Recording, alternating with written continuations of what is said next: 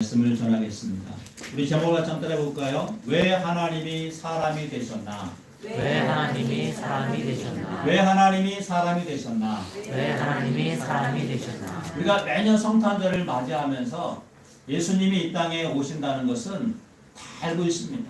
또 역사를 통해서 예수님은 실제로 2000년 전에 이스라엘, 유대 베들레헴이라고 하는 곳에 태어나서 33년의 삶을 살고 십자가에 죽었다가 다시 살아나셔서 다시 오시겠다고 약속하신 그분, 우리는 그분을 우리의 주인으로 왕으로 구주로 모시고 사는 하나님의 백성입니다.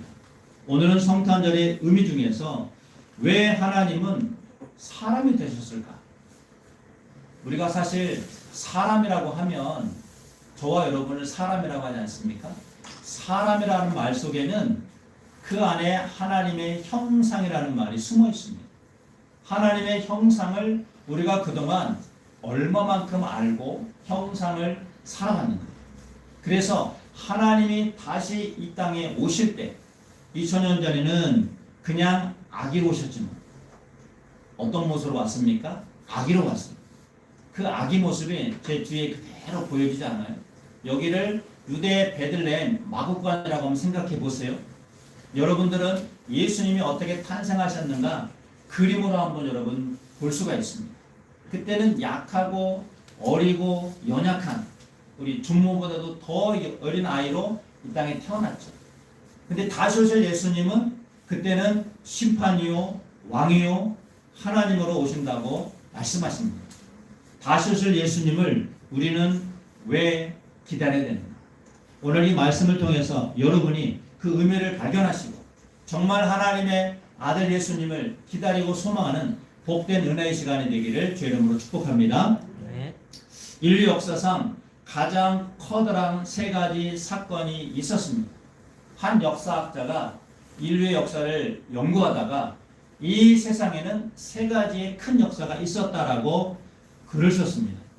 첫 번째 가장 큰 인류의 역사는 하나님의 아들 예수 그리스도가 이 땅에 사람으로 오셨다는 것.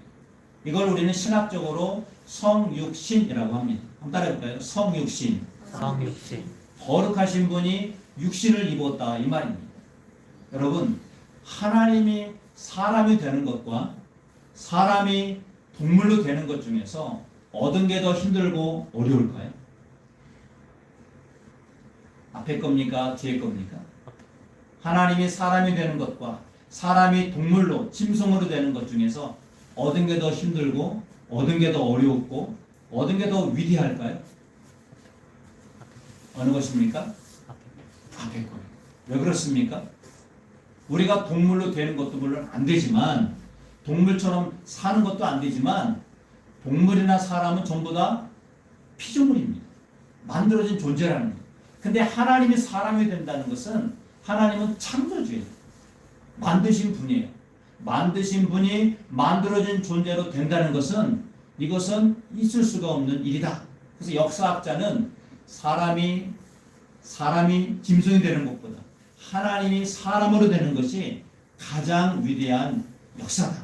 이렇게 발견하는 거예요. 여러분, 예수님이 이 땅에 오신 성육신 사건, 이것이 가장 위대한 역사적인 사건인 줄 믿습니다. 그리고 두 번째는요, 그 사람으로 오셨던 그 하나님이 십자가에서 사람들의 죄를 대신 짊어지고 죽으셨다는 것. 이게 두 번째 가장 커다란 위대한 사건이다 이렇게 이야기했습니다. 우리가 사람을 위해서 수고하고 봉사하고 헌신할 수는 있습니다. 그런데 목숨을 드리는 것은 그건 아무나 할 수 있는 게 아니에요. 설령 가족이라 할지라도 부모가 자식을 위해서 자식이 부모를 위해서 희생하고 헌신할 수 있지만 목숨을 주는 것은 사실은 가장 어려운 것입니다. 그런데 예수 그리스도께서 전혀 상관이 없는 당신과는 상관없는 죄 있는 우리를 위해서 십자가에서 죽으셨다는 것. 이게 가장 커다란 사건이다. 두 번째 사건이다 이렇게 기록한 것입니다. 여러분, 예수님의 십자가의 죽음은 가장 위대한 하나님의 헌신이요 사랑의 증거라고 믿습니다. 그리고 마지막 세 번째는요, 그 죽음에서 끝날 줄 알았던 예수님이 십자가에서 다시 살아나셔서, 이걸 신학적으로 부활이라고 하죠. 살아나셔서 다시 오시겠다고 약속하신 그 사건, 이거를 세 번째 가장 위대한 사건이라고 기록했습니다. 사랑하는 성도 여러분, 하나님의 아들 예수님이 이 땅에 오신 것과 십자가에서 죽으신 것과 그분이 부활하신 사건은 인류 역사상 가장 위대한 사건인 줄 믿습니다. 우리는 그 사건 속에 지금 살고 있는 거예요. 그래서 우리가 예수님을 다시 한번, 그분이 이 땅에 왜 오셨는가? 더군다나 하나님이신데 왜 사람으로 오셨는가? 이 의미를 발견할 때 우리는 가장 가치 있고 위대하고 멋진 인생을 살아갈 수 있다는 것을 여러분 믿으시길 주의 이름으로 축복합니다. 오늘 본문 말씀을 통해서 하나님은 왜 사람이 되셨을까?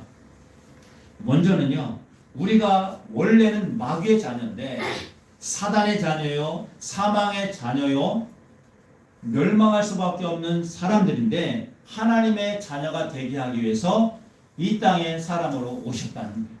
우리 오늘 본문의 말씀 12절을 같이 한번 화면을 보고 읽어봅시다. 시작. 영접하는 자, 곧 그 이름을 내는 하나님의 자녀가 되는 권세를 주셨으니. 아멘. 한번 따라해볼까요? 하나님의 자녀가 된 권세. 하나님의 자녀가 되는 권세. 그것을 누구에게 주셨다고요? 영접하는 자들. 누구를 영접하는 자들? 예수 그리스도 그 이름을 영접하는 자들. 이 영접이라는 말은요, 보통 로마 황제가 다른 나라를 침략해서 정복하면 그 나라를 다스릴 때 직접 가지 않고 총독을 보냅니다. 총독을 보내서 그 나라를 다스려요. 이스라엘의 총독을 빌라도를 보내서 이스라엘은 로마 땅이다, 로마의 식민지다, 로마의 소유다, 황제의 땅이다라고 상징적으로 보내는 사람이 총독입니다. 그러면 이스라엘 백성들이 자기들이 땅에 총독이 오면 어떻게 되냐면 둘 중에 하나예요. 영접해서 같이 살든지 아니면 끝까지 저항하다가 싸우다가 죽든지.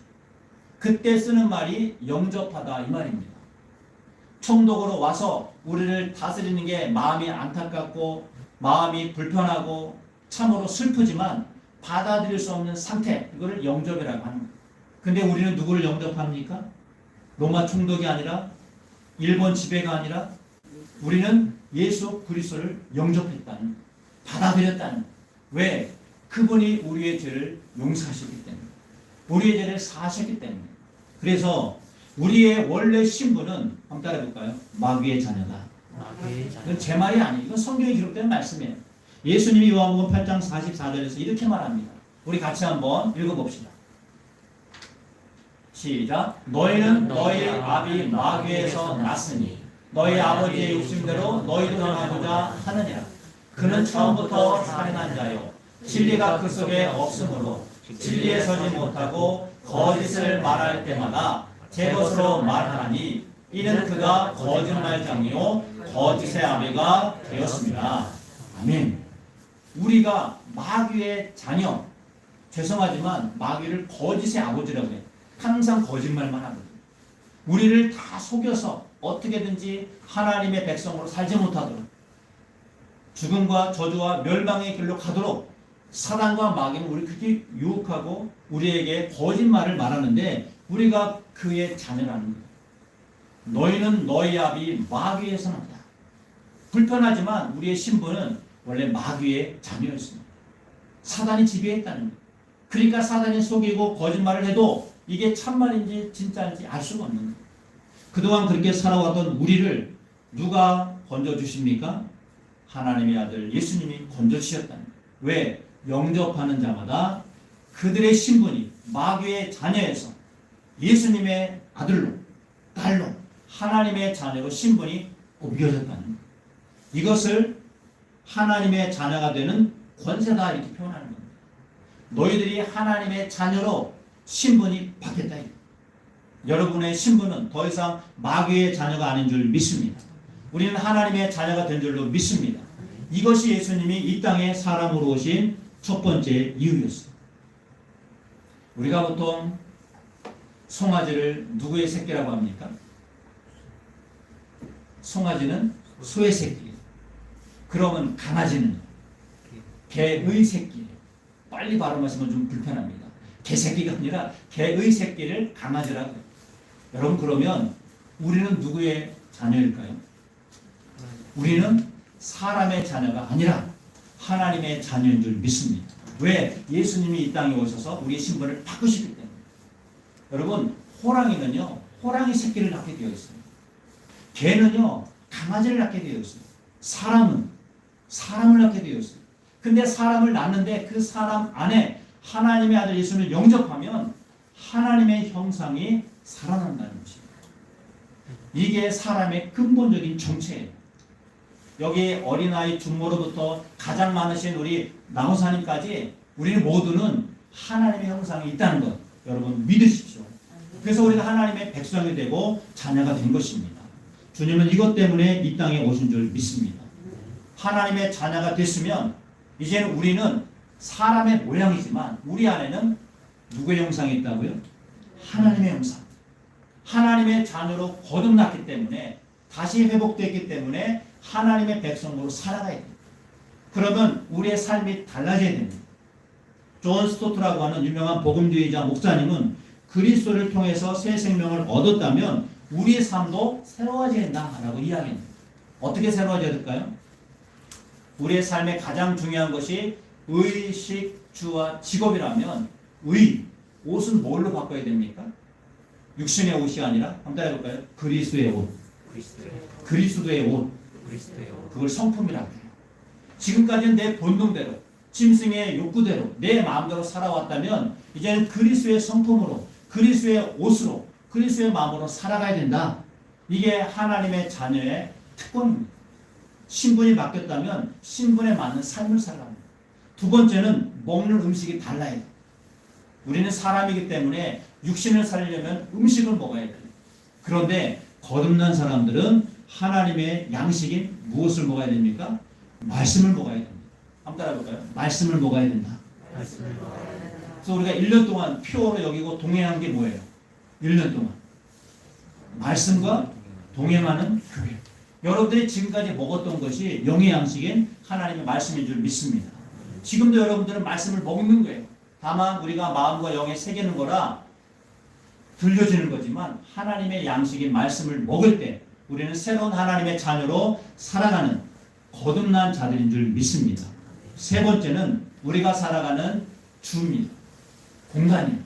우리는 집에서 아파트에서 각자 처한 공간에 살지만 그리스도 예수라고 변화된 사람들은 이제 하나님의 백성들인 예배의 공동체, 교회의 공동체, 하나님의 가정의 자녀로 살아가야 된다는 거예요.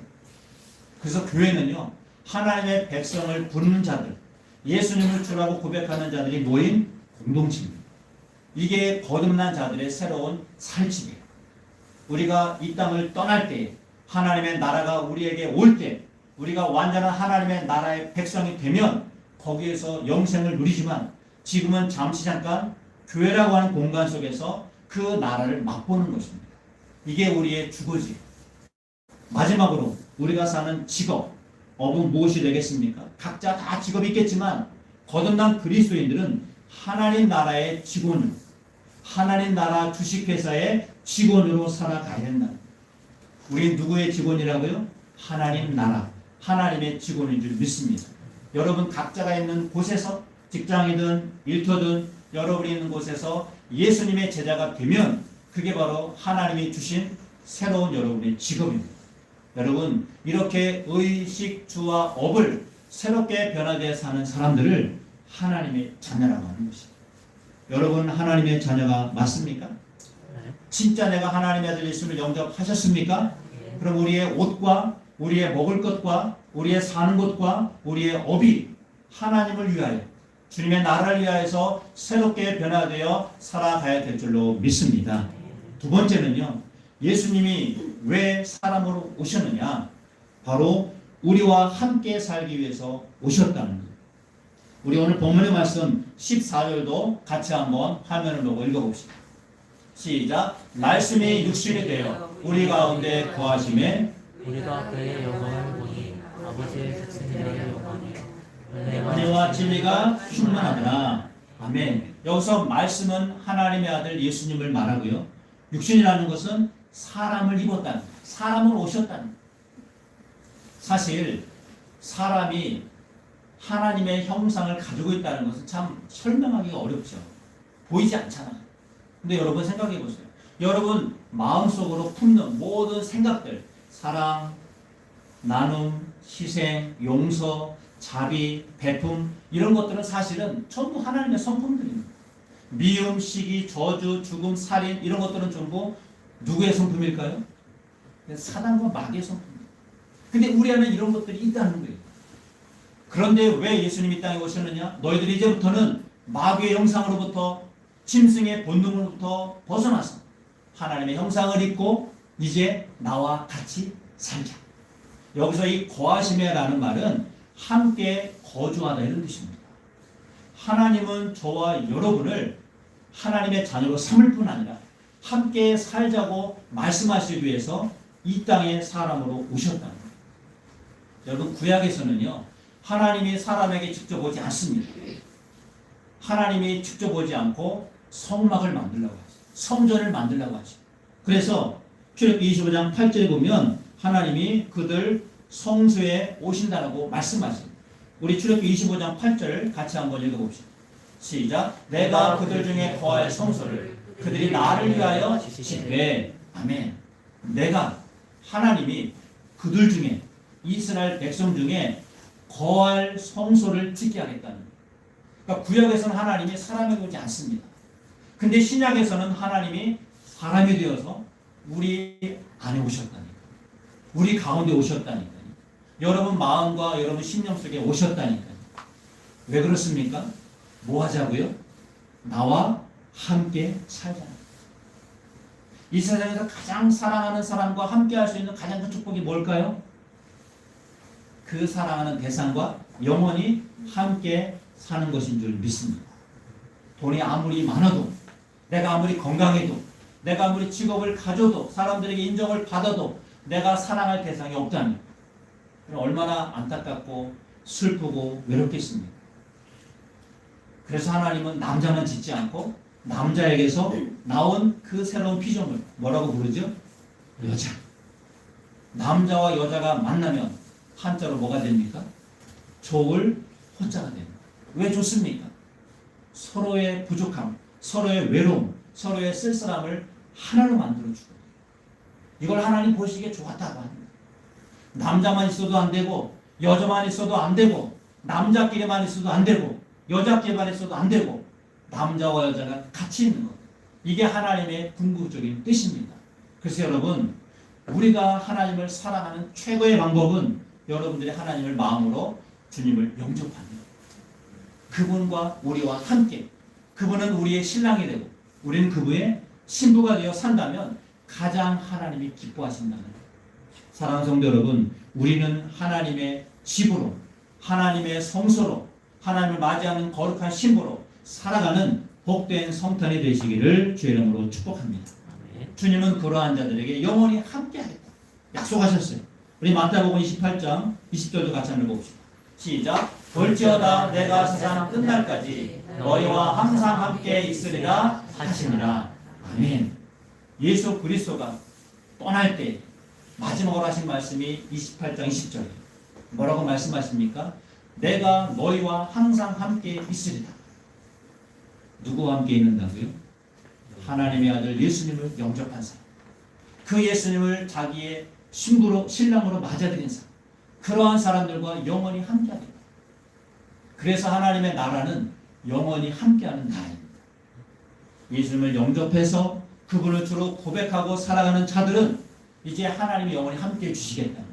여러분 지금 잠깐 코로나로 인하든지 물질의 어려움으로 인하든지 관계의 단절로 인하든지 힘들고 어려울 수 있지만 주님이 오시면 주님이 다시 오시면 반드시 우리와 영원히 함께 하실 줄 믿습니다. 여러분 이 기다림과 소망을 가지고 살아가시기를 주의 이름으로 축복합니다. 제가 처음에 제목을 왜 하나님은 사람이 되셨는가 이렇게 제목을 정했습니다. 여러분 한번 생각해 보세요.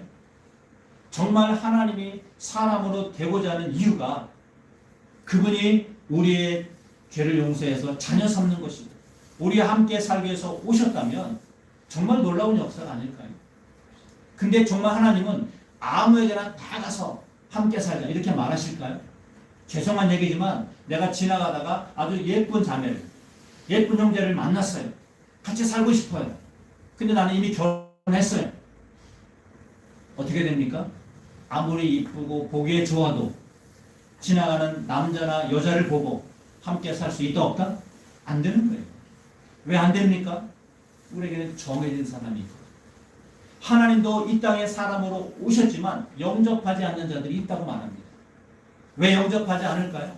결론적으로 말하면 그들 안에 죄의 문제가 아직 해결되지 않았다. 중세의 유명한 신학자였던 안셀림이라고 하는 신학자가 우리와 똑같이 고민했습니다. 도대체 왜 하나님이, 왜 신이 사람이 되었을까?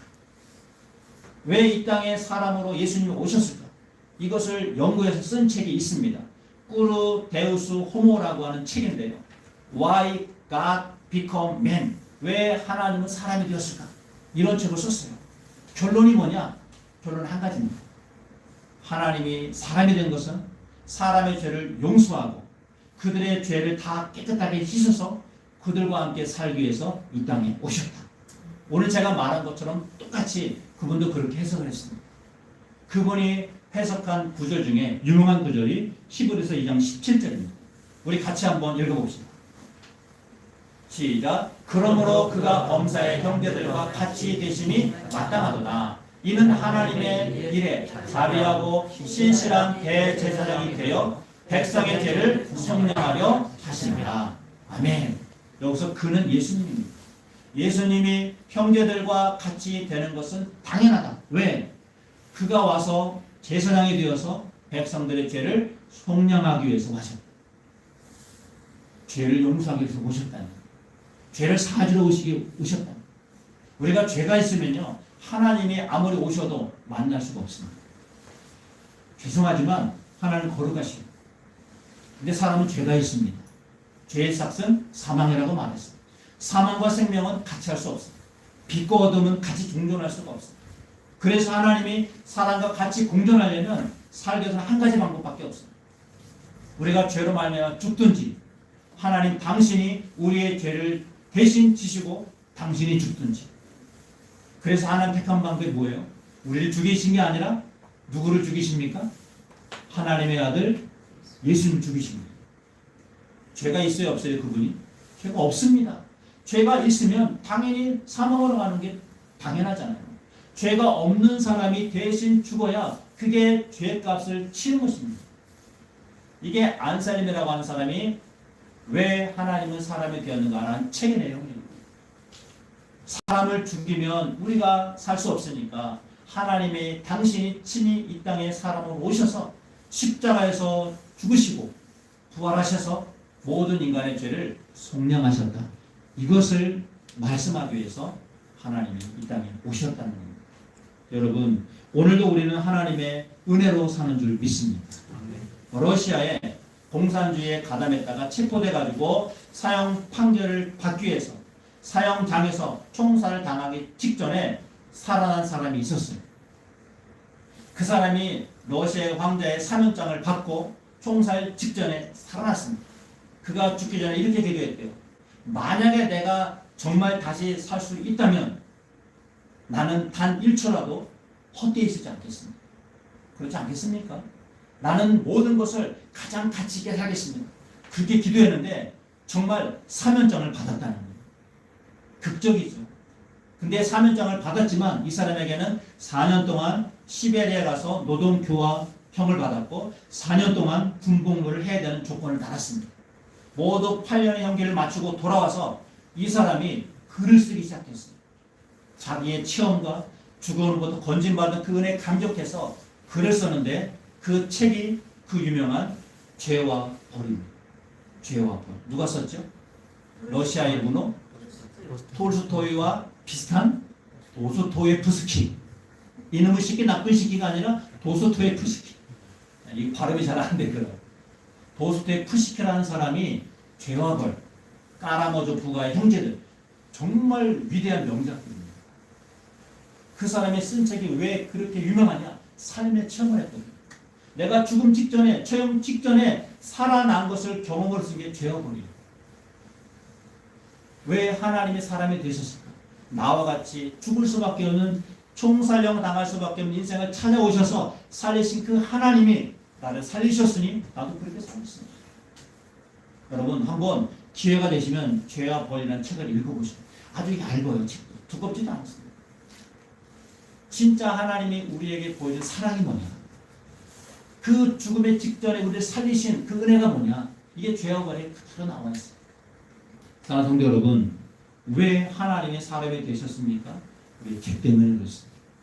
죄의 문제를 해결하고 거룩하게 자녀로 삼으셔서 영원히 우리 함께 살기 위해서 이 땅에 오신 하나님, 그 하나님을 오늘도 찬양하며 평생 주님을 모시고 살아가는 우리 새누리교회가 되기를 주의 이름으로 축복합니다. 세 번째는요, 은혜와 진리로 살기 위해서 오셨다는 것. 우리 오늘 본문의 말씀 17절을 같이 한번 읽어봅시다. 시작. 율법은 모세로 말미암아 주어진 것이요 은혜와 진리는 예수 그리스도로 말미암아 온 것이다. 아멘. 율법은 누구에게서 왔다고요? 모세. 은혜와 진리는요? 예수 그리스도. 이게 무슨 차이냐? 여러분, 모세라는 말은요, 하나님의 형상을 보여주는 자라는 뜻이에요. 근데 예수 그리스도는요, 그 하나님 그 자체라는 거예요. 모세가 율법을 통해서 하나님 다시 오실 메시아를 보여주었다면 그 메시아의 실체가 예수 그리스도라는 거예요. 모세는 아무리 죽었다 깨어나도 은혜로 진리로 살게 할 수 있는 사람이 아니에요. 단지 보여주는 자예요. 얘들아 잘 들으라. 내가 장차 오실 메시아 예수님을 보여줄 테니까 너희들 이분이 오시면 주님을 영접하고 믿고 살아야 된다. 이게 모세입니다. 예수님은 누구죠? 그 메시아, 구원자. 그 실체가, 그 자체가 바로 예수님이에요. 그래서 예수님이 우리에게 보여준 건 뭐냐? 은혜와 진리로 살아야 된다. 그럼 따라해볼까요? 은혜와 진리로. 은혜와 진리. 은혜와 진리로. 은혜와 진리로. 은혜는 뭐지요? 이게 더 이상 너희들이 힘써서 애써서 노력해서 살 필요 없어. 그냥 은혜로 살면 돼. 더 쉽게 말하면 여러분들이 고민의 문제, 개인의 문제, 가정의 문제, 직장의 문제, 자녀의 문제, 경제적인 문제, 질병의 문제가 있을 때 고민하지 마시라는 거예요. 누구한테 가시라는 거예요? 예수 그리스도. 그분이 가면 그분이 너의 문제를 듣고 처리해 줄 거야. 이게 은혜라는 말이에요. 지금까지 내가 열심히 수고하고 애써서 벌어먹어 살아왔는데 이제 주님께 맡기시라는 거예요. 제가 잘 쓰는 말 있죠. 여러분 어린아이가 여기 중모 또 우리 중원이가 왔으니까 중원이가 엄마 아빠 나가서 나 알바하고 돈 벌어올게요. 아이고 우리 아직 똑똑하다 훌륭하다 그럴까요? 공부해 임마. 엄마 아빠가 먹여줄 거야. 근데 30세가 됐어요. 40세가 됐어요. 엄마 아빠 나 공부만 하면 안 돼? 될까요 안 될까요? 어른이 다 되었어요. 우리는 하나님의 자녀입니다. 자녀는요 부모가 다 책임져 줍니다. 저는 초, 중, 고, 대학을 거쳐오면서도 한 번도 내가 뭘 먹고 살지 고민해 본 적이 없어요. 저에게 누가 있으니까. 어머니도 계시고 아버지도 계시고 하나님도 계십니다. 고민 안 해요. 근데 제가 대학을 졸업하고 결혼을 하고 자녀를 낳아보니까 그때는 고민이 되더라고요. 내가 뭘 먹고 살지. 근데 저에게 누가 있습니까? 육신의 부모님도 있지만 하나님 아버지가 계시잖아요. 여러분 은혜로 산다는 그거예요. 내 힘으로 내 노력으로 내가 어떻게든지 저 문제를 해결하려고 살아왔다면 이제는 그거 하지 않아도 된다. 주님께 맡겨라. 주님이 허락해 주시고 주님이 예스하면 안 되는 것도 따라해볼까요? 되게 한다. 되는 것도 따라해볼까요? 안 되게 한다. 이게 하나님 뜻이에요.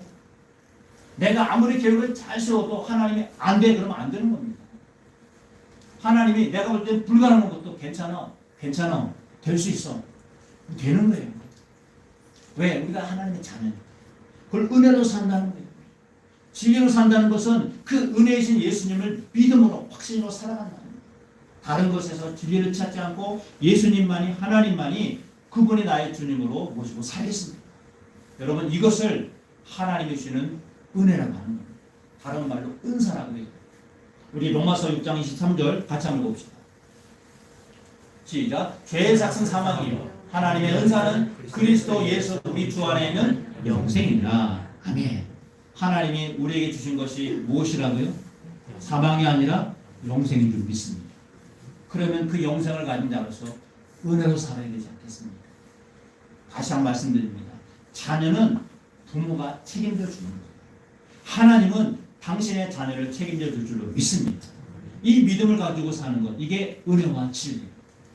여러분이 고민이 되고 고통스럽고 문제가 해결되지 않을 때 하나님을 찾아가시라는 거예요. 여러분 교회의 담임 목사, 사모님을 찾아가셔서 상담을 하고 고민을 안 하면 그 고민을 하나님께 아뢰 때 해결해 주시겠다는 거예요. 다시 한번 말씀드립니다. 하나님을 신뢰하시고 여러분 리더와 여러분 교육자를 신뢰하셔서 그분들이 주시는 하나님의 말씀으로 모든 문제와 고난을 해결해 가시기를 주의 이름으로 축복합니다. 우리는 은혜로 구원받은 자, 은혜로 살아야 돼. 우리 에베소 2장 8절 9절도 같이 한번 읽어봅시다.